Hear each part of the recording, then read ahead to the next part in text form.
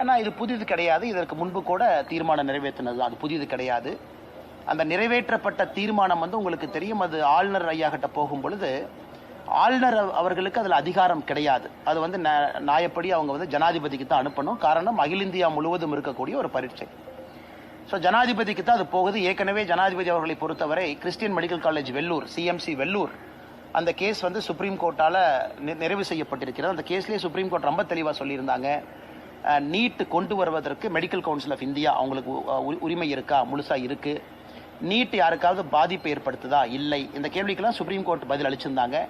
அதன்படி தான் ஜனாதிபதி அவர்கள் இதற்கு முன்பு மாநில அரசு அவங்க அனுப்புனதெல்லாம் நிராகரித்து திரும்ப அனுப்பியிருக்கிறாங்க. அதனால் எங்களை பொறுத்தவரை தமிழக மக்கள் மாணவ செல்வங்களுக்கு நீட் நல்லதுதான் செஞ்சுக்கிட்டு இருக்கு.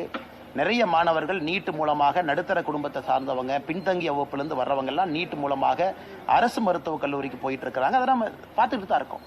ஏன் போன ஆண்டு, இதற்கு முன்பாண்டு எல்லாமே டாப் 10 ஆல் இந்தியா ரேங்க் 1 எல்லாமே தமிழ்நாட்டிலிருந்து வந்திருக்கிறாங்க. அதனால் இன்னைக்கு நீட் விவாதம் என்பது தேவையற்ற ஒரு சப்ஜெக்டாகத்தான் பாரதிய ஜனதா கட்சி பார்க்கிறோம். அதனால தான் நேற்று நடந்த அனைத்து கட்சி கூட்டத்திற்கு கூட கட்சியின் சார்பாக யாரும் பங்கேற்கவில்லை.